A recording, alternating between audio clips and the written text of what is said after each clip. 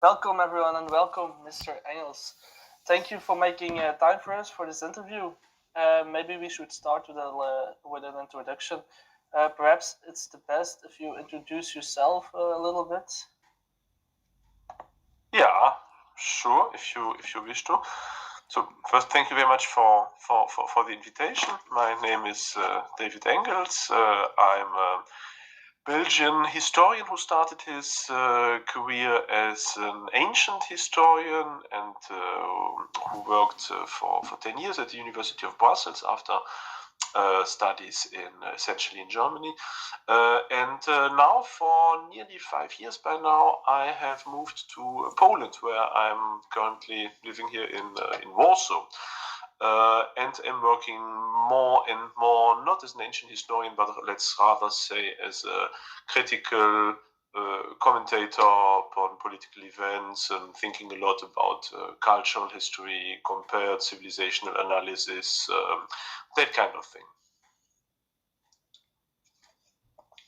Okay, thank you. So I will start with the first question.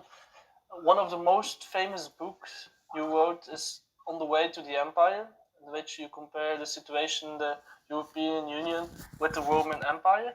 How are the current political crises, like the COVID crisis, the war in Ukraine, migration crisis, comparable with what happened at the decline of the Roman Republic? Yeah, well, thank you very much for that question. So you are alluding to this book that made a little bit my so my entry into the more public sphere of reception. As before, as I said, I was essentially working as an ancient historian, quite specialized in different fields like Roman religion, like the Seleucid Empire, that kind of thing that was not necessarily very, let's say, interesting to the general public. And that book, which has also been published, as I think you may know, also in a Dutch translation since a couple of years, tried to show, on that book, I tried to show how the late Roman Republic, so not the late Roman Empire, but the late Roman Republic, first century BC, is characterized by quite a number of traits that seem very similar to what the modern Western world is going through.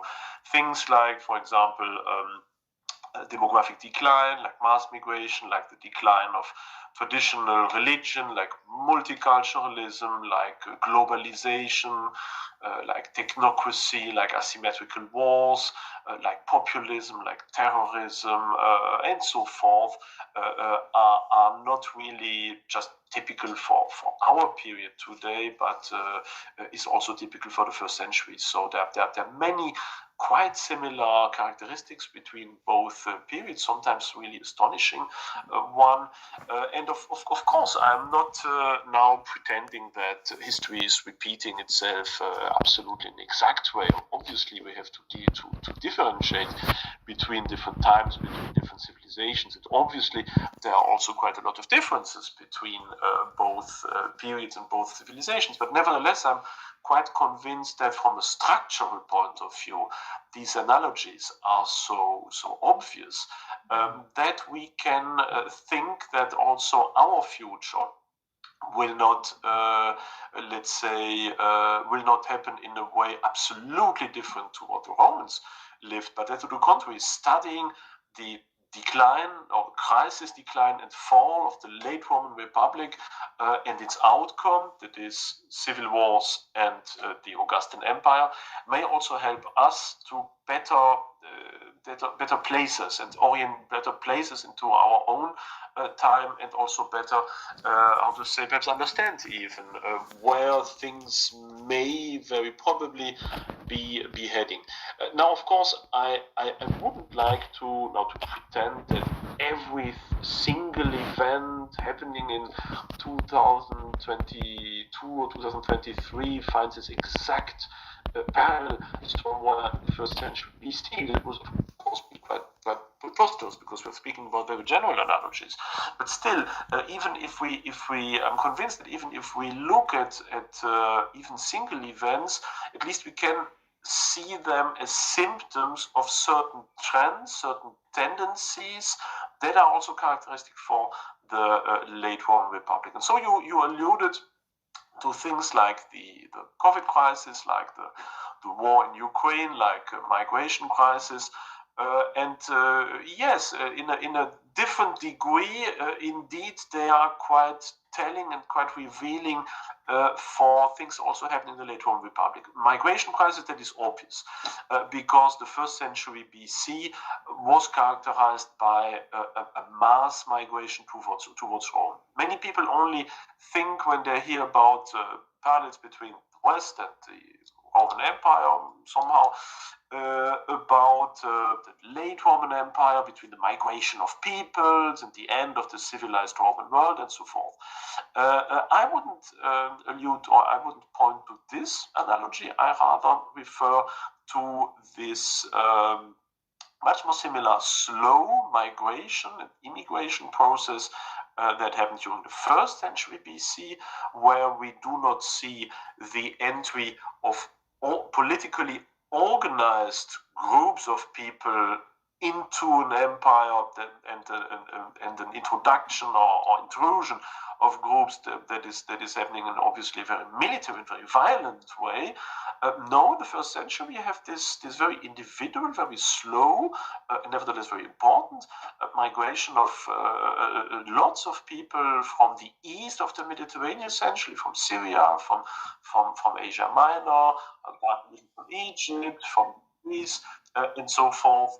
But I think there's some, and also, of course, through liberated slaves of the western provinces, all these people seeking refuge, seeking employment, seeking also social support in the larger cities, especially Rome. And so Rome in one century transforms from a, let's say, ethnically quite homogeneous town into a very multicultural and cosmopolitan city. And that is, of course, also greeted by many, or let's say, many Romans react to that event in a very skeptical way. So there are even laws on expulsing strangers from the city of Rome. There's quite a lot also of xenophobic reactions to all that in the first century. So that is obviously something we can relate to, this migration and mass migration process, this transformation of homogeneous into multicultural societies with the emergence the emergence of on one hand of a cosmopolitan, inclusive narrative, and on the other hand, with let's say more right-wing, identitary, exclusive narration. That is something we see very obviously in the first century.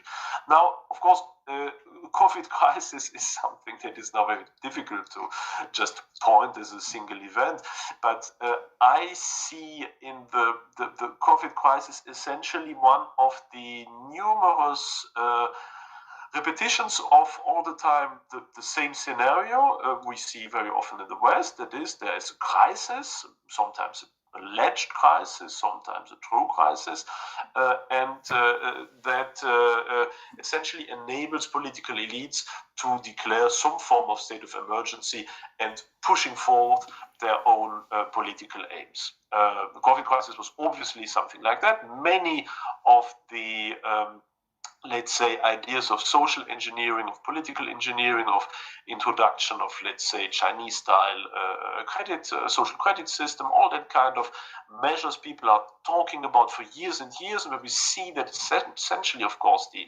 political left is toying with these ideas, of course, from their own point of view, and pretendedly in order to defend freedom, liberty, democracy, and that kind of values. These measures, in many respects, are already in the drawers, and they're just seeking for some outer events that could help them continuing massively their project of social reform. And that, of course, is also very strongly related to the general ambience of the first century BC, whereas Rome had been quite a stable political society for at least 2, if not 3 centuries. During the first century BC, we see a perpetual succession of crisis, of constitutional crisis, where obviously the state considers, or the elites at least consider, that the state is in a grave inner turmoil, needs reorganization, and where all crises, inner crisis, outer crisis, wars, political crisis, whatever, grain shortages, whatever, are used to somehow reform the state, either from a leftist or from a more conservative point of view, but there's an incessant sequence of these forms of social tempering, social engineering that is happening in the first century, that ultimately leads, of course, to the deconstruction and the destabilization of the Roman Republic, and in the end to the civil wars. Now, for the war or the war in Ukraine, I think we want to enter the thorny question about to what degree Ukraine, Russia are really part of Western civilization, or if Russia is, as I believe, by the way, rather a different civilization. And not saying that in a derogatory way, just as a way of explaining that what is happening in Russia should not necessarily be considered as immediately an event happening from a structural point of view in the midst of Western society, but as potentially something quite different. But that being said, I see this war in Ukraine essentially as a testimony to the obvious political and military decline of the West. NATO, the US are latest since the catastrophe of Afghanistan in decline. It is obviously that there are new key players emerging. It is obvious that the Western model of state building, of society, of political governance is not attractive anymore to the rest of the world. And the Ukraine war shows to a large extent the inability of at least the European states to somehow find a more or less dignified, logical, and unified response to that crisis. There's war happening right now, 200 kilometers basically from where I'm living now here, essentially, and Europe is looking at events and not really responding in a strategically sound way somehow. And the US also somehow seem to be overwhelmed by that event. They are occupied on so many potential terrains of war. There's so many inner crises also that obviously a unified response they may still have had 20 years ago perhaps is not possible anymore. And this situation of some form of passivity, or not necessarily passivity, but of a lack of a coherent and constructive projection of one's own strategic aims into the future, so being on the offensive somewhat instead of just reacting in a somewhat chaotic way, that is typical also for the late Roman Republic.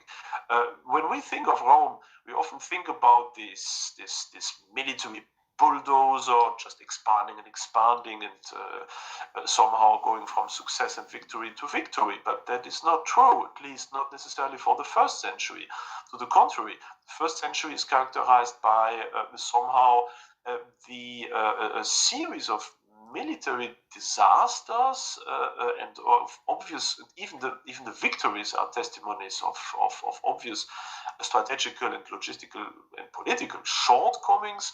If you think about the disastrous war against the Germans, if you think about the catastrophe in the war against Jugurtha, and then of course the Mithridatic wars, when it seemed for a certain moment that the entire idea of a Roman Empire also active in the Eastern Mediterranean seemed to be put in jeopardy.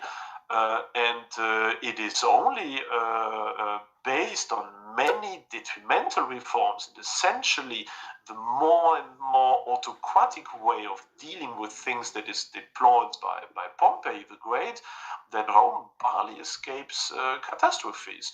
Even later, if you think about the terrible defeat of the Roman legions against the Parthians under Crassus, we see that the Roman Empire of the first century is not anymore the big Roman military machine of the second or third century BC, the citizens' army and so forth. So there is a lot of inner problems in Rome, and there is also a lack once again, of a unified strategy that is shared by the entirety of the Senate and the people. Many different directions and do not really know what to do.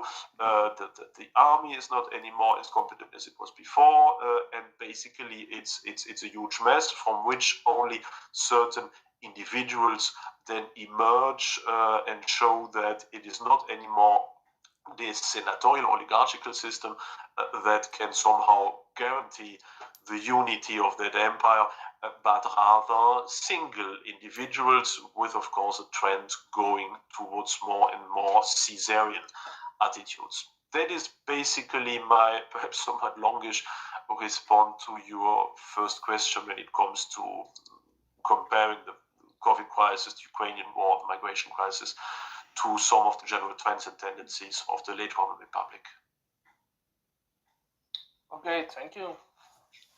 Then you predict that Europe will be getting closer to a European empire with more conservative values in the long run. Is that correct?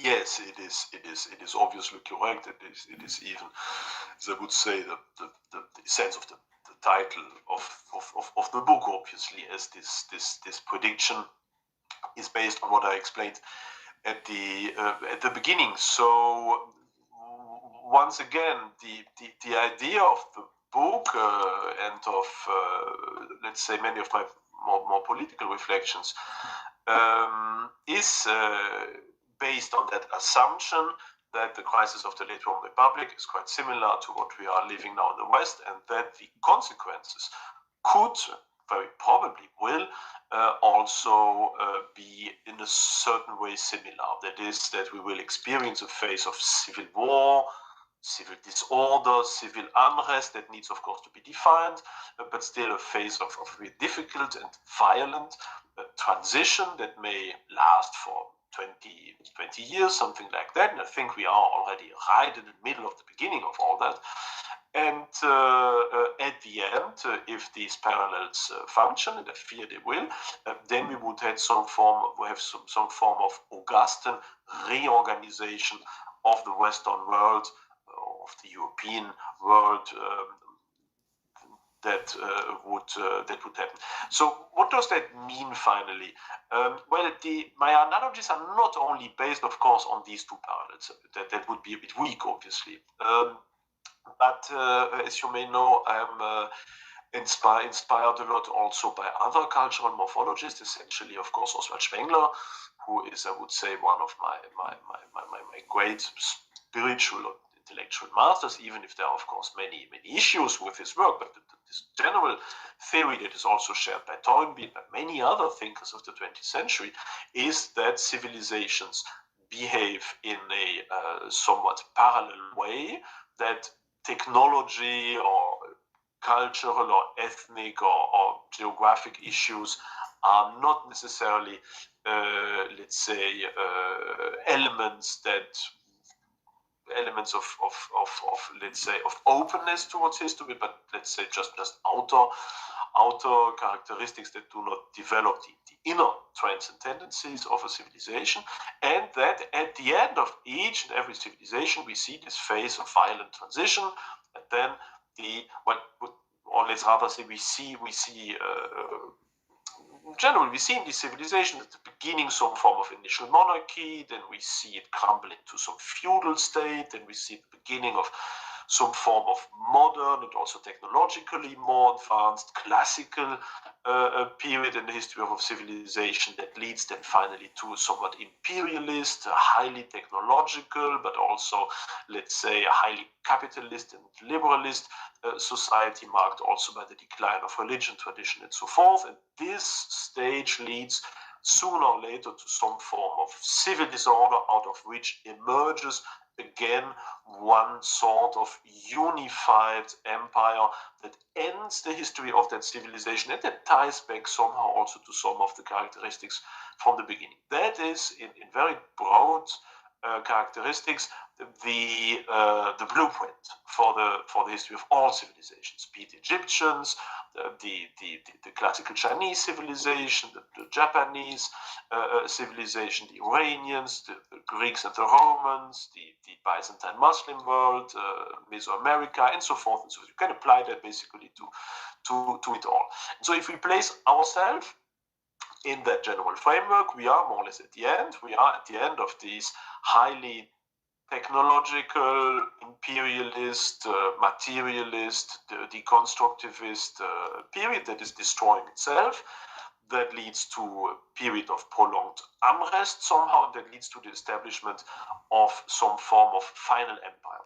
And it is, when we compare these empires, and I've done that a lot of times in many of my recent publications, when we compare empires just like the Augustan Empire, but also the Han Dynasty in China, the Gupta Empire in India, the Empire of Ramses II, the Fatimid Empire, and so forth and so forth, then we see that these empires are generally, when it comes to ideology, quite eclectic, obviously, as they include a lot of, let's say, of the mainstream technological, social, cultural ideas of the preceding phase, but still they try to give themselves some form of legitimacy by tying back to the beginning, by deploying some form of conscious cultural patriotism and conservatism, where they try basically to canonize much more archaic forms of civilization, of culture, in order to legitimate their own role by pretending some form of return to the beginning. Thus, for example, the first Han emperors present themselves as the heirs to the founding emperors of the Chinese state. We see that Augustus presents himself as some form of reincarnation, you could say, of Romulus, of Aeneas, even of Agamemnon. Partially, we see that the Guptas, they tie back also to Hindu mythology. We see that even the Fatimids try to present themselves as the heirs of Alexander the Great, that kind of thing. So it is typical for these empires that they are, on the one hand, very modernist and very often based, let's say, on a more populist, sometimes even socialist approach towards society. But on the other hand, they use some form of facade of conservative respectability in order to legitimate their role, and from a morphological point of view, to conclude somehow the course of history. And that is why very often, even in an explicit way, all these late civilizational empires present themselves as in a cyclical way by describing the preceding evolution as some form of, let's say, of circle, or perhaps even of curve, where we arrive at the end at some form of Iron Age, of war and of hostility, but that thanks to them, now civilization starts over again, some form of golden age. And as we see it in the fourth eclogue of Virgil, also in Rome, where again a child is born unto us that once again inaugurates some form of golden age, where history in its pristine beauty and naivety and creativity and so forth starts over. And that is not just Rome. And we see a very similar discourse in India, in China, in the Muslim world, in Egypt, and so forth and so forth. That is why I also expect somehow that at the end of this impending period of reorganization of this order, perhaps even of unrest, of war, could be concluded by the formation of some form of final civilizational empire, whatever form it may take, that would not be wokist, leftist, cancel culture, social deconstruction, and all that kind of thing, but rather conservative in a certain way. But this conservatism, I mean, from a right-wing point of view, from a conservative point of view, we could say, wow, that's great, it's a nice perspective, of course. But we shouldn't also overestimate that, because if you look at the testimonies of many of the contemporaries of these events, especially from the conservative side, is that most of them were quite disappointed. On the one hand, of course, they were happy about the fact that their values, their sayings, their important texts, their vision of society somehow became once again the Leitkultur, the leading cultural idea of this period. And of course they welcomed it. They welcomed obviously also the stability that was at last brought again to the state. But on the other hand, they knew, of course, they felt, they saw that this stability, or this nostalgical reorganization of the state in a conservative way, was essentially a facade in order to hide a system that was quite far from these initial values. It was some form of artificial reference to these old values without being really able to fill them again with the true spirits. And I know that these analogies are, of course, very difficult sometimes, but if you look at the cultural policy of many of the conservative dictators of the 20th century, like Mussolini, like Franco, like partially Salazar, well, you see that they also endeavored somehow to create a form of mix of a modernist society that in many respects was quite left-wing, with a somewhat more conservative approach towards society, legitimacy, and so forth. But did people really buy the idea that once again the Roman virtues were embodied by the Italy of the Ventennio? Did people really believe that? Did they really believe that now Mussolini is the new Augustus, that the new Impero had been created, and that once again for thousands of years Rome would be one of the dominating elements of the Mediterranean? I don't think so. I think that many people may have quite a lot of doubts about that, but nevertheless probably were happy at least of not seeing Italy succumb to communism. But on the other hand, would they really have bought this superstructure built by Mussolini? And I think even though I do not see this coming empire as just some form of reenactment of Italian fascism, because it would be something quite different, but still this form of uneasiness will also characterize these events. We see it very well embodied with Livy, the great Augustan historian, who on the one hand wrote this enormous 142-book-long testimony to the greatness of the Roman state, this enormous history of Rome from its beginning to the Augustan period, that is in some way an important tool of legitimation of the Augustan policy. But on the other hand, already in the introduction, already on the first page, you could say, of that book, he states quite clearly that our time, so the time where he lives, that we, the Romans, are unable to support either the illnesses of the state or the cure. So the Romans are unable either to cope with these inner deficits and structural problems and moral decadence and so forth. But on the other hand, that the cure, that is the Augustan Revolution, is also something that is not supportable by Rome, especially, of course, also by the Roman conservatives. We see that, of course, in Tacitus, who later on also explains very strongly this uneasiness.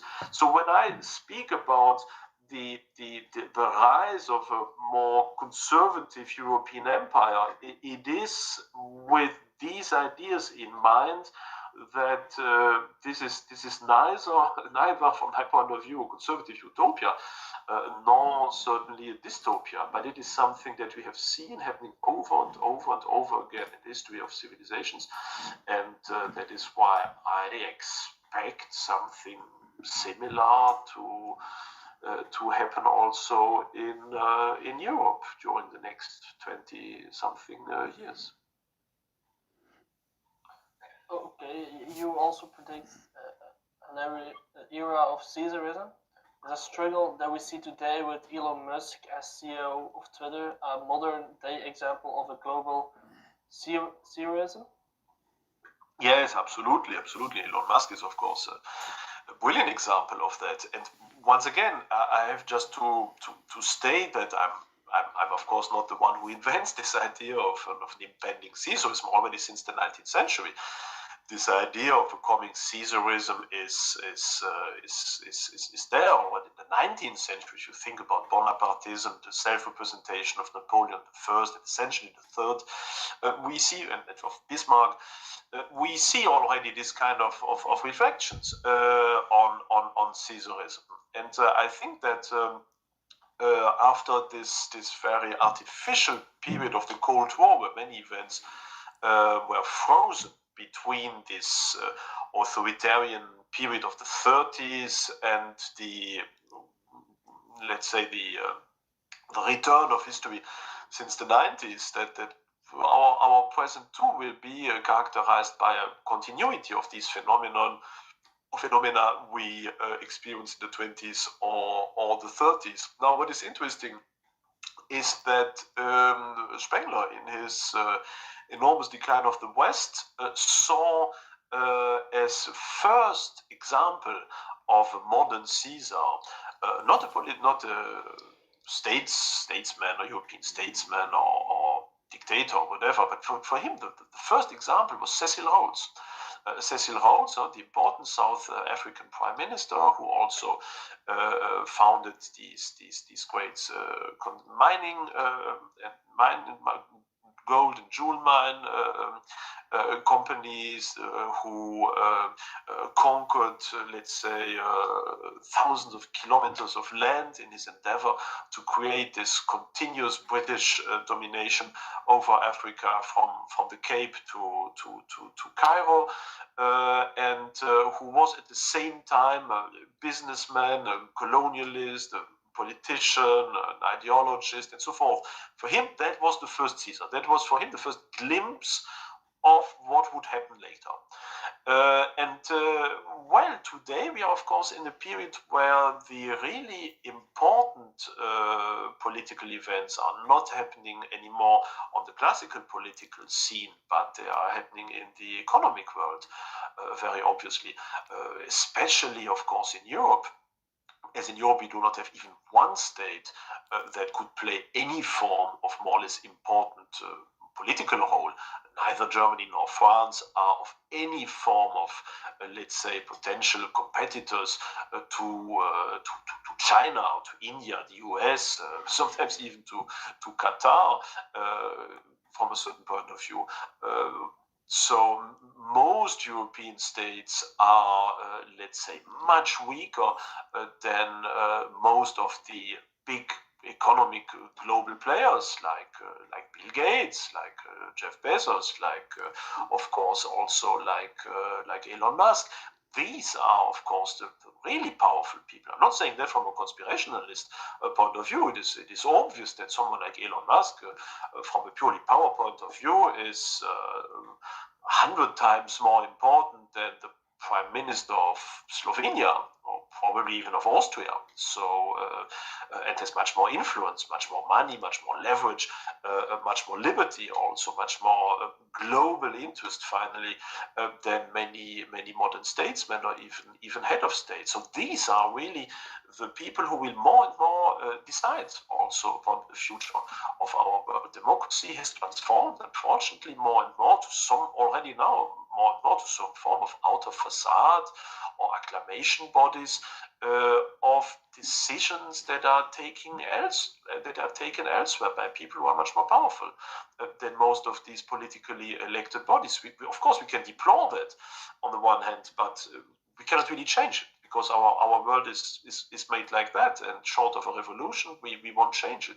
This procedure is going further and further. So the oligarchs are somehow already there. They are there to stay, and they will mark our world.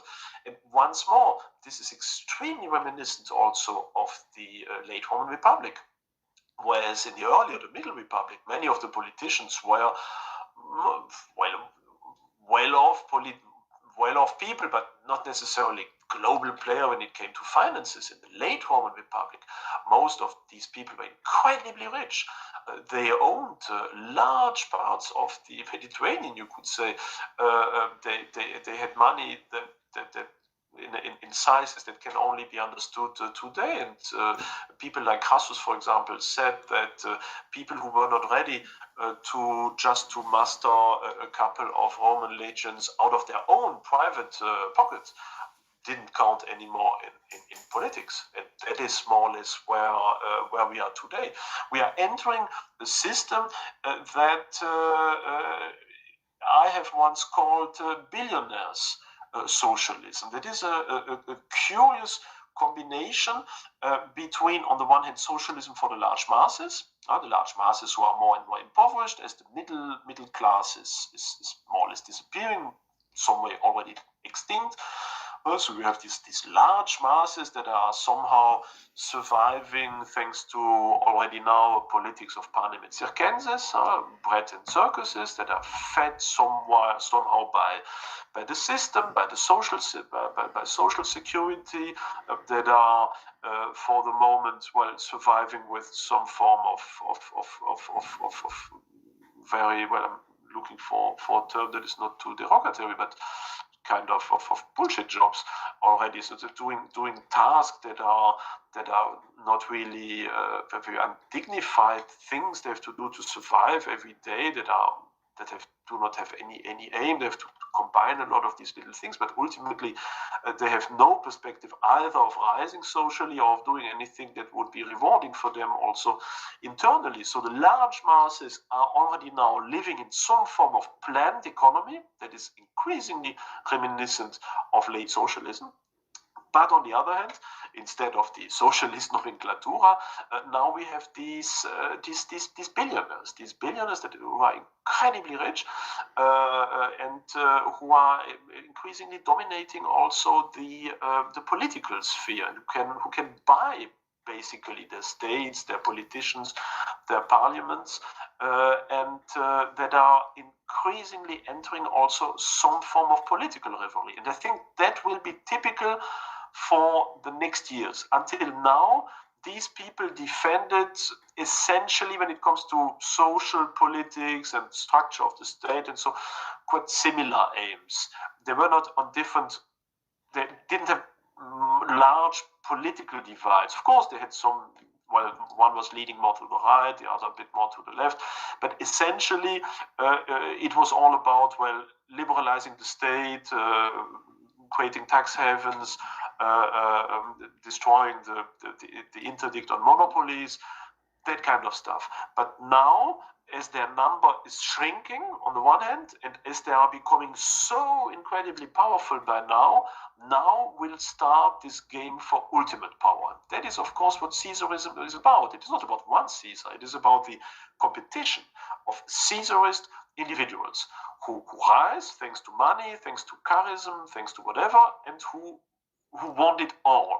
And that will start now, that these people will not coexist anymore as oligarchies in these final stages of civilization, extremely unstable, but they will start going into some form of rivalry. That is why also your allusion to Elon Musk is so interesting, because he is already the example of one of these oligarchs, of these Caesars, who consciously doesn't play on leftist ground like Gates, like Bezos, like many others of these big players, but he has understood that the right side of the political spectrum might be quite rewarding in order to get support. And so that is why he is playing the Republican card, the card liberty of speech, the card defense of family, whatever. If you look at some of his tweets, you really see that he tries to give himself this more conservative tinge somehow, because he understands that in the essence, he's not different from the others, but he knows that he can exploit the other political side. And that is what will happen in a growing fashion, that many of these, or some of these oligarchs will not continue to siege with the left, but they will go over to the right, not because they are people that are so convinced by conservative ideals, but because they want to use this political potential also for them in order to get an advantage over the others. And that will lead to a repoliticization of the economy. These players will once again activate, I think, many of the old political fights. They will break probably also the current leftist monopoly on speech, and we see that Musk, that is exactly what he's doing now. He's breaking up this quite one-sided monopoly, and so there will be some form of repoliticization that can lead, and that will lead, of course, to extremely violent, also dangerous event, as this radicalization will also sooner or later lead to clashes, not only political clashes, but also all sorts of clashes between these radicalized masses that are led by one or the other of these oligarchs or by their marionettes. And ultimately, if the parallel with the late Roman world is valid, then ultimately, sooner or later, one of them will win.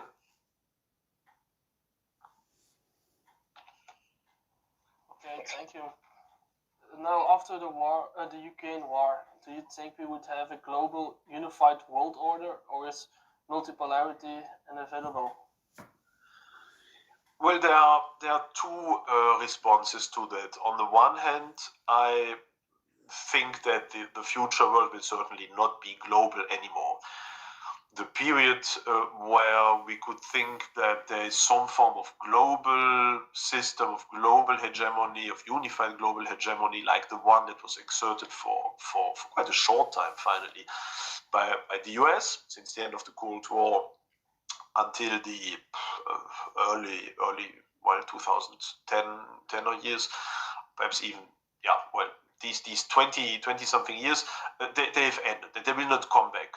The US are much too feeble by now to be able to dominate from a military and political point of view the rest of the globe. China is much too strong for that anymore. China will never submit to this American hegemony again. Of course, they might defend some of the interest also of the US, as some finally could work together on certain points. That is sure. But there will be some form of multipolarity between the Western world, that is NATO, basically. China, India will also take more and more a certain place in that. Brazil may also emerge as a key player and some form of dominant power, perhaps, of South America, and so forth. Russia is trying desperately to keep its status as some form of great power in this multipolar system. So I think multipolarity is there to stay, and that is one of the differences also to the late Republican system, as that form of rivalry and of competition to the Roman world order didn't exist. Of course, there was the Parthian Empire that was quite strong, that the Romans never really managed to annex or to defeat, so they were not without or totally without competition. But the Parthians and later the Sasanians, for a long time, never really threatened the political and territorial existence of the Roman Empire, quite to the difference of China and even partly Russia today. So that is a certain difference between these events that is certainly not to our benefit. So political global multipolarity is there to stay. But that doesn't mean necessarily that there might be also a cultural multipolarity, because what we have to understand once again from a morphological point of view is that essentially the world as we see it today, the only civilization that is still somehow able of innovation even in a very late stage, is the Western civilization. All other civilizations have had their heyday, their acme, their decline, and their petrification much earlier. Even China is a perfect example of a state of an empire that has petrified quite some time ago, exactly as the Muslim world that basically has ceased to be a major culturally creative actor already for millennium. By now, similar things are valid also for India and so forth. So the only, let's say, still living civilization, even though in its latest phase, is the Western civilization. That explains why, well, the other civilization, or the rise of the other civilization, essentially of China, of course, and of Japan, is due to Western influence. It is thanks to Western technology, Western knowledge, Western machine technology, and so forth, that China has been able to rise, that Japan, a bit earlier, was also able to become a key player, also the others. But their energy somehow stems from things that are emanating still from this dying Western civilization. And essentially, if we look at the world today, it is politically multipolar, but it is culturally absolute Westernized. China is, if you go through China, apart from museums, the language, some customs, and so forth, but when it comes to everything on which actual power is based, all that is purely Western. Be it the military technology, be it the computer technology, be it the airplanes, be it the spaceships, be it the transportation system, all that stems from things developed in the West. And so that is valid for the entirety of the world. The world has become absolutely Westernized, exactly the same way as the entire Mediterranean and many of the surrounding states and tribes had become Romanized.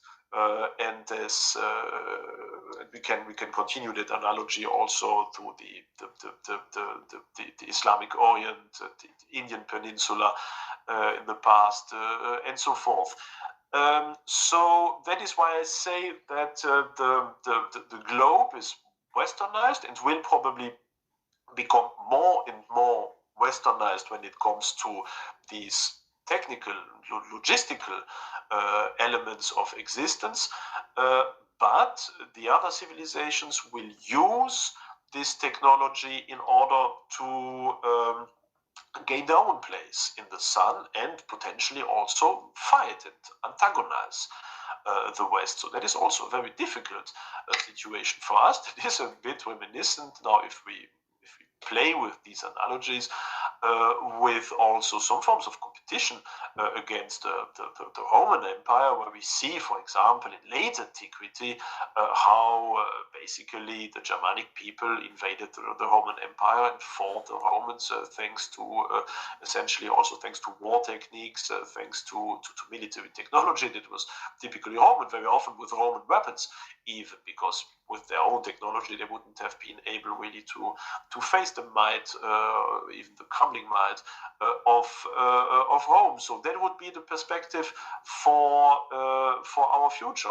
Now, of course, we do not know to what extent other civilization may rise in the meanwhile. There could be, for many people have said, for example, that Russia as a civilization could be a new civilization somehow that might survive the fall of the West one way or the other and live through its own morphological evolution. There could be also perhaps a new civilization rising in Africa that would somehow also perhaps become even the heir of many of our spiritual and cultural creations. But of course we are speaking now about things that might be maybe happening in 100, 200, 300 years. But that would be more or less the perspectives concerning your question on future multipolarity and globalized world order.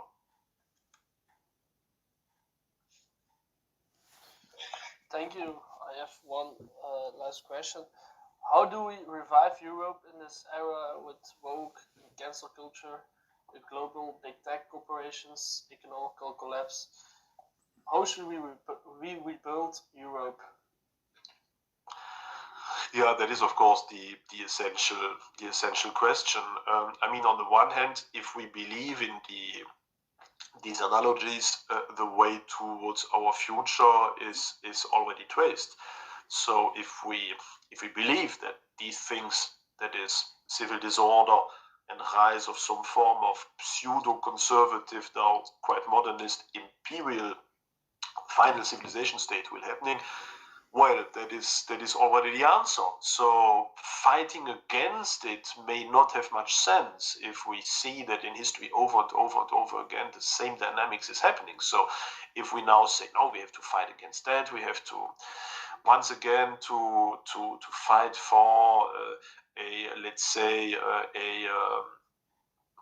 traditional for continuation of the democratic system as we knew it in the 1980s or 1970s. Well, from a morphological perspective, that would seem a bit naive and probably not very fruitful. So, well, there are different aspects to your questions. On the one hand, you alluded also to economic collapse happening now.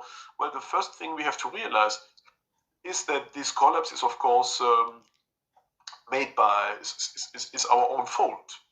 Basically, it's not the as we so often hear in the media. It's not the fault of Vladimir Putin.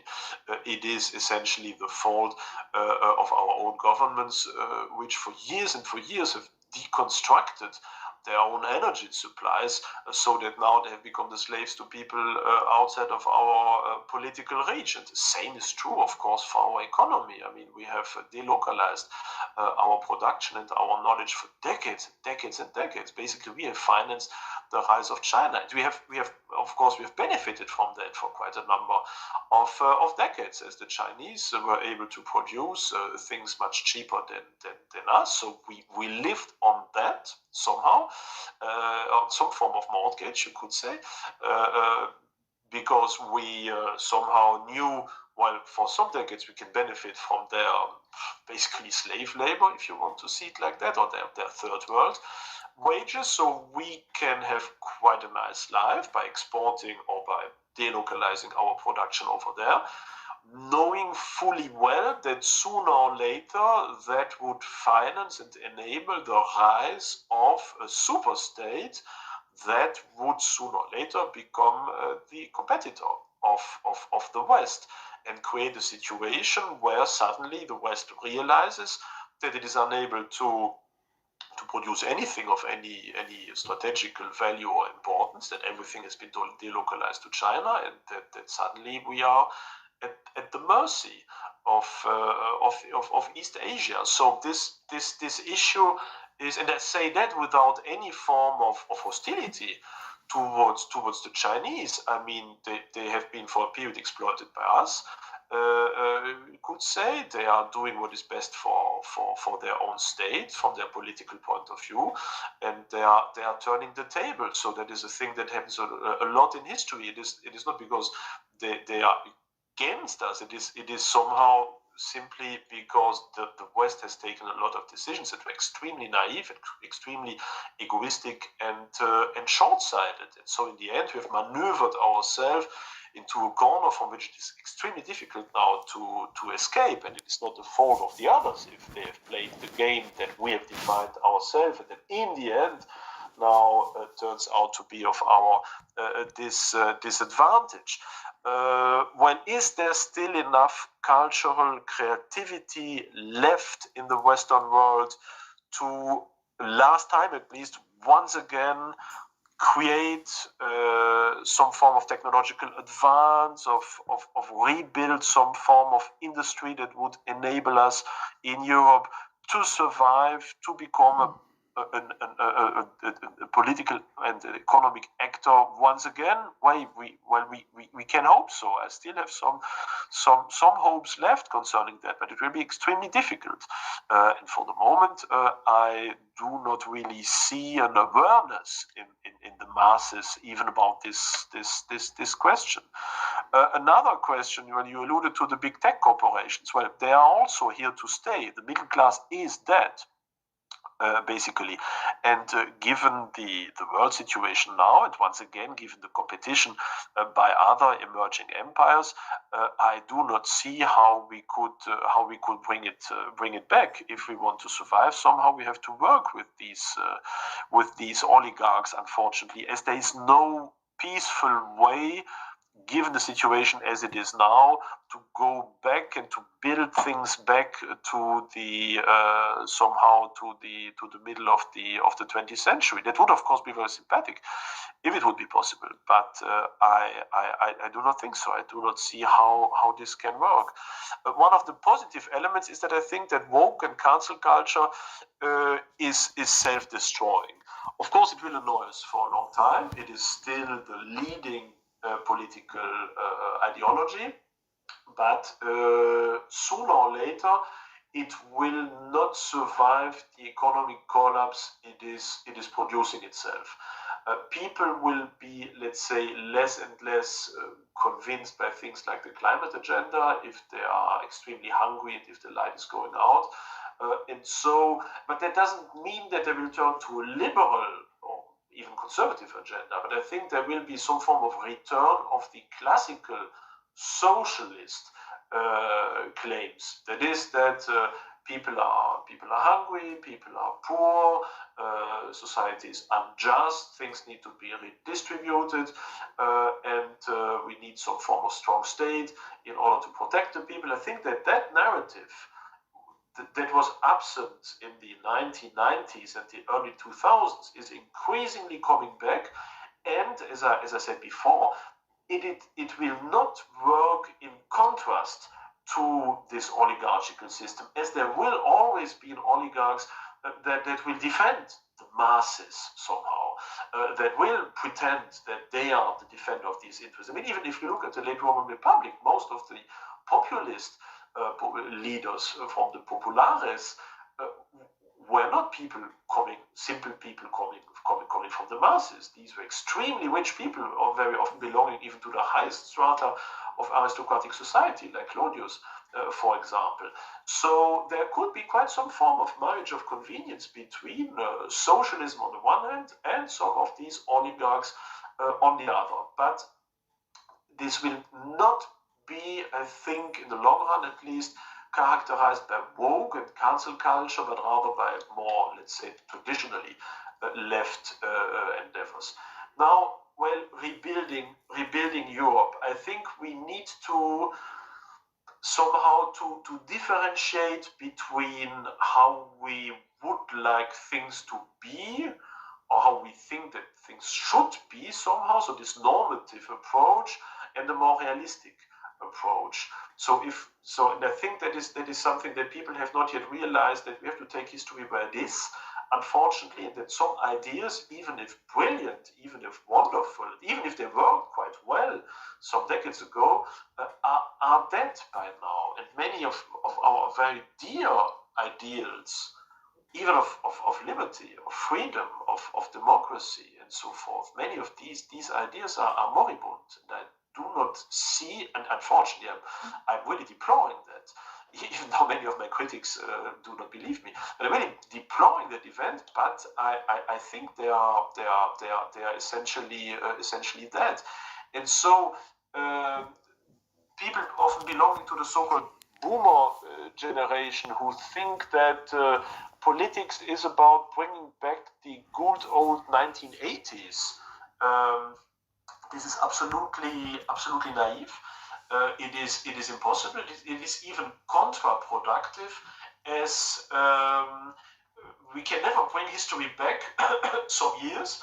We can create cycles where we tie back to very archaic periods, that yes, but just going some years back to the past, that is something that is impossible. If we try it, we will destroy everything. That is what happened to the Roman Republic, because in the 1st century BC, many people tried to reform this Roman state over and over, back again to the good old times.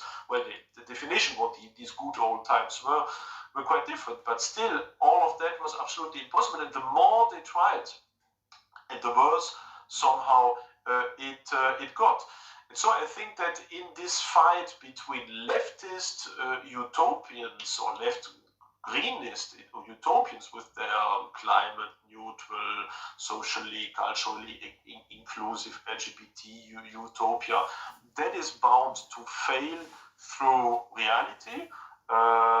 It is already failing horribly now, and I think that the number of people really believing in all that is shrinking by the side. But I think that the so-called conservatives who are finally just liberals of the 1980s are also disappearing. So, well, how should we rebuild Europe? I've tried to give some responses to that in a recent book that has not yet been translated into Dutch, but at least into English, that is called Renovatio Europae, where together with a series of other colleagues, I've tried to outline how such a future Europe could look like if we want to avoid the worst. Because if we now realize where history is heading, we can perhaps, as the Romans also partly tried, like Cicero in his De Republica, we can avoid the worst. We can avoid things like full war. We can still avoid things like military dictatorship, that kind of thing. If now we really somehow are realistic and somehow also accept where history is heading. And in this book, I've developed this idea of Hesperialism, where I've tried to show how we could combine some form of very constructive pro-European attitude, because Europe needs to be unified, at least in some basic competences, in order to remain independent and autonomous in the face of the US, of Russia, of China, of the Muslim world, and so forth. We need to work together very tightly on the one hand, but on the other hand, it can only work from a conservative basis, from some form of patriotic, culturally conservative, historically conscious way that would legitimate this new state, and that would create this solidarity that is so sadly missing for the moment. Because the European Union, for the moment, has not constructed a common European solidarity. It has even destroyed what was still there. 50 years ago, people all over Europe knew that they had something in common, that being a European, being a Westerner, meant that they belonged to one civilization with very characteristic traits, with a history that unified them, with common values, a common religion, a common history, a common art history, common intellectual history, a common identity, a common psychological mindset. People knew that. But today, after all this European Union propaganda on multiculturalism, diversity, tolerance, inclusivity, human values, universalism, well, people have forgotten that, essentially, and they only, either they all fall back to pure national ideas and sovereignism, or they think, well, our only identity is humanity and humankind. And we need, once again, to define this common European civilizational identity in a patriotic and a conservative way. And if we manage to do that during these impending years of chaos, then perhaps we may avoid the worst. We may perhaps even manage to found some form of cooperation between Europeans that could work, for example, like the old Holy Roman Empire in the Middle Ages, that was able to defend itself out against the outside, but it had this huge liberty and subsidiarity and inside. It even elected its ruler that still had this strong identity and this strong also Christian and conservative nature. So with if that idea should triumph, we could indeed avoid the worst. But if not, then we are really doomed for many years of unrest, and then in the end, indeed, the takeover of power on the basis of pure military or police force and a regime that would then really be much more adverse to our ideals of freedom and of liberty than the other one. So, thank you for your interesting answers. Maybe someone else has another question.